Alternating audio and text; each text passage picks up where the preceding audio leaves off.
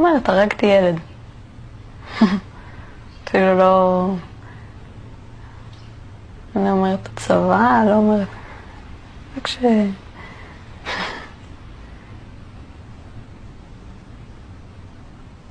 את חושבת על זה?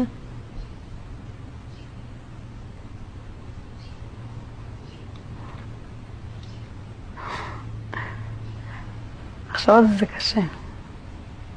אותו זמן הייתי חושבת על זה מלא עכשיו רק צוחקים על זה. כמו שאפשר לצחוק.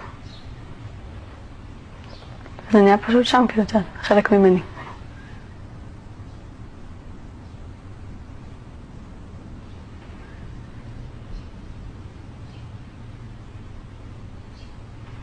הייתי יוצאת הביתה ומתקשרת